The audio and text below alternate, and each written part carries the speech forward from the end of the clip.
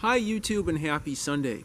In today's video I'd like to do a quick visual analysis of two of my most favorite bikes, perhaps my two most favorite bikes to ride, and a little discussion about why I think they have very different ride qualities. They both have great ride qualities, but I'd say they're very different from each other, with the Fuji S10s on the left having a faster, sportier ride quality, and the Panasonic Sport 1000 on the right having a more gentle, steady, smooth ride quality. I find it interesting because these bikes are really of a very similar vintage and, at least based on what I can see, a very similar geometry. But as we go through this video, I'll zoom in, we'll take a closer look at both bikes, and maybe some things will point out to me or any of you viewers and commenters that aren't immediately obvious and affect the ride qualities. So just to go into a little more depth about these bikes, the Fuji S10s on the left is my most ridden bike with 3,350 miles now.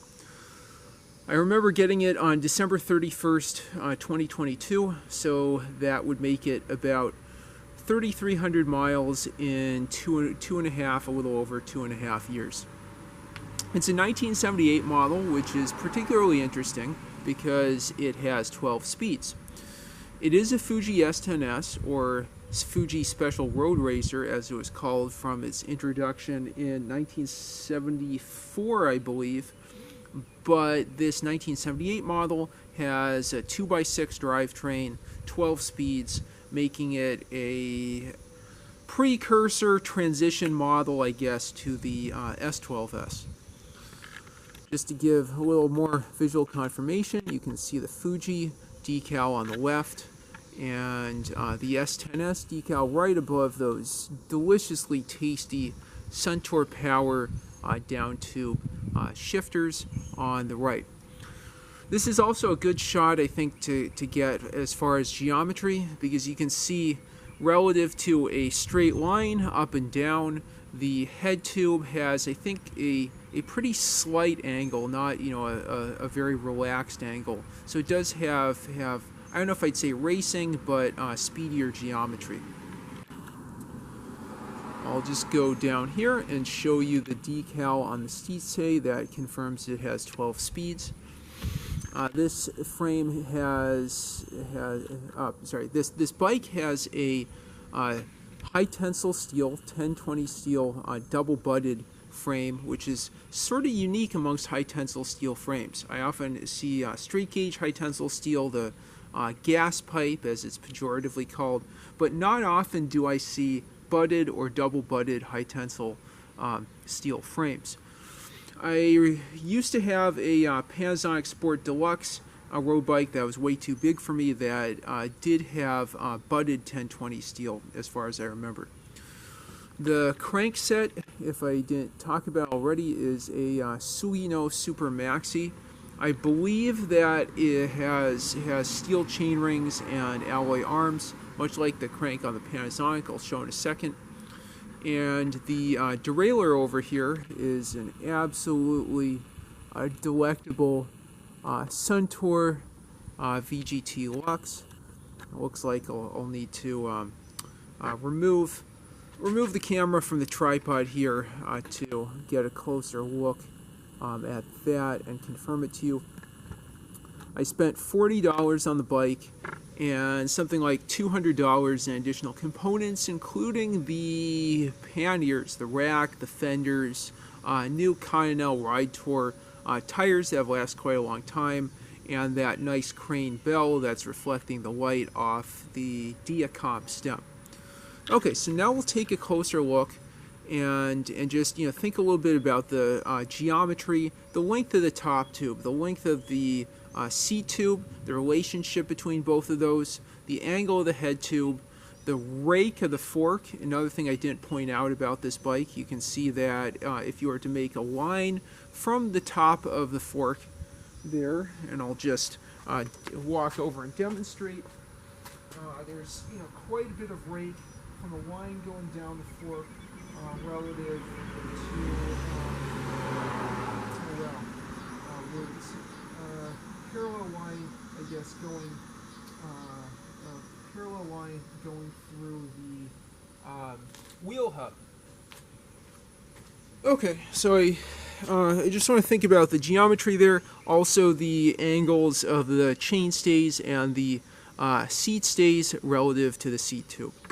Okay, so with that, I'm going to go ahead and take my camera off the tripod and just show you a few more details of this bike before we move over to the Panasonic. You can see this has a venerable Centaur VGT Lux rear derailleur that works quite nicely, and a Comp V, also Centaur front derailleur. I fairly recently cleaned the drivetrain, so hopefully that looks pretty good. But anyhow, let's look a bit at the geometry there and talk a little bit about the ride quality. I definitely feel bumps quite a bit more than I do on the Panasonic. I also feel, I don't know if I'd say cramped, but more upright than I do on the Panasonic. I wonder if the top tube length or effective top tube length is longer than on the Panasonic. Although I think, you know, the bars also come into play, as I'll talk about when I get to the Panasonic. Okay, so I think there is something else I was going to show here. Yeah, maybe the stem. Yeah, you can see that Diacomp stem there. Alloy drop bars. The wheels, and the nice rake of the fork.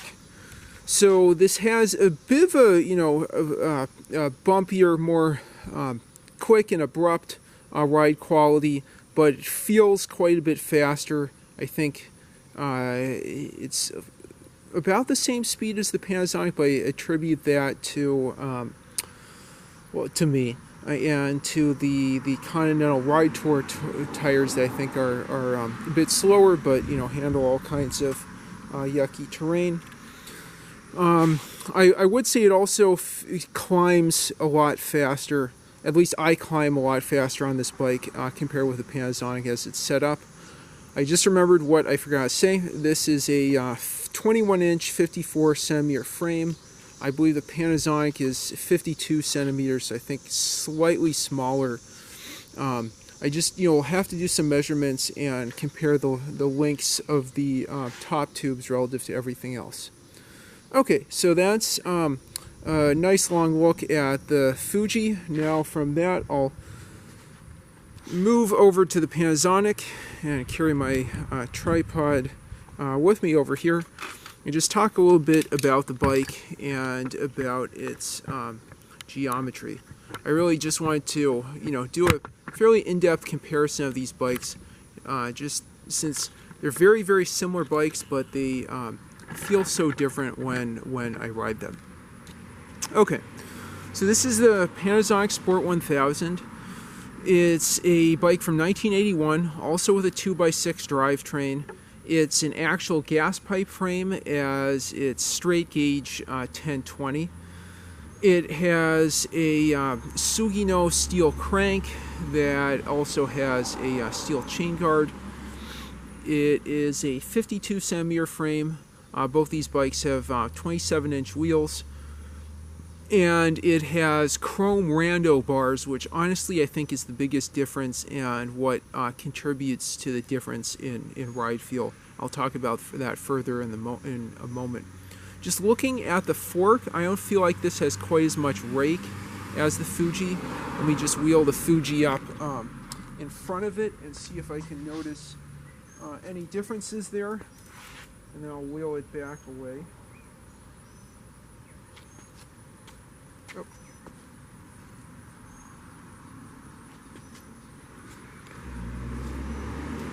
Yeah, so maybe that's a little too close. Yeah, but somehow the Panasonic feels like it has less rake on the fork compared with the Fuji. Yeah, you can see it just seems like the geometries are so similar when they're superimposed like that. Okay, I'll move this Fuji back behind us here. And then talk a little bit further about the Panasonic. I originally had chrome rims on this. I swapped them for some alloy rims from my friend John Anderson. Really, there's amazing story to this bike. I sold another bike for $75, and this Panasonic. I sold my '83 Peugeot P8. So, technically it's sort of a grab bag deal. Maybe it's equivalent to getting $50 back on top of the 75 for that bike. Like for the Fuji, I installed those new fenders, the rack, and the panniers. I also, on both bikes, I replaced the seat post. I think from an alloy to a longer alloy seat post there. And the saddle is not original to the bike, but is it came with the bike when I purchased it.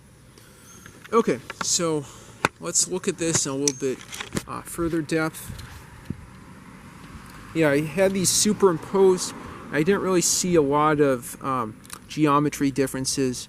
Again, relationships between the lengths of the top tube and seat tube, the angles there with respect to the stays and seat tube, the angles of the stays with respect to the seat tube.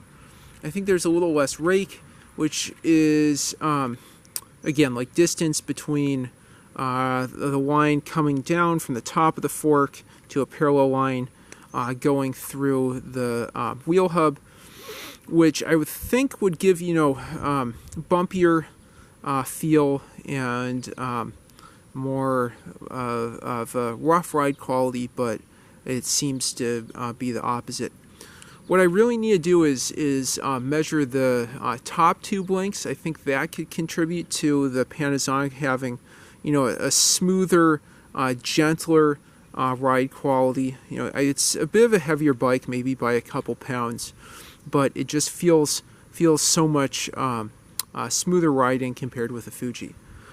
Honestly, I think the biggest factor are these rando bars.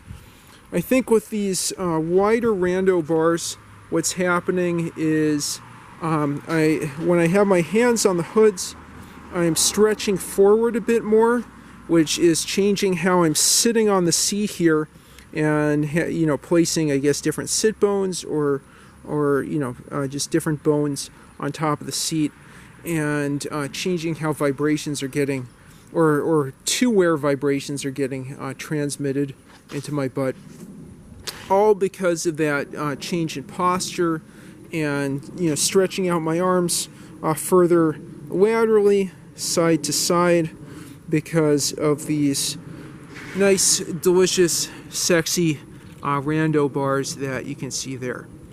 I really think that's the main difference in ride qualities here are just these rando bars. Maybe the lesson is I should put those on more bikes. And just to further confirm that, I'm going to wheel over the Fuji here. And how blessed I am to have at least two bikes to compare. Set it on its side and see if I can do a side-by-side comparison. Oh. Go. That versus that. Yeah, it does seem a good bit wider to me.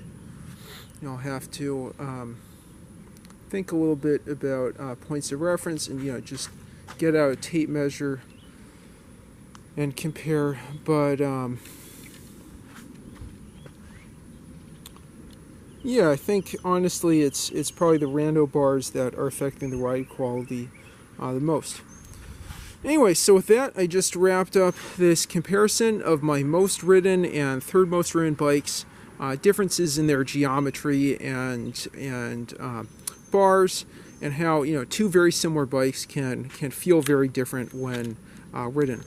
I hope this was interesting and informative. If you have any thoughts to contribute, leave them in the comments down below. And if you like what you see, please like and subscribe as always. Thanks so much for watching.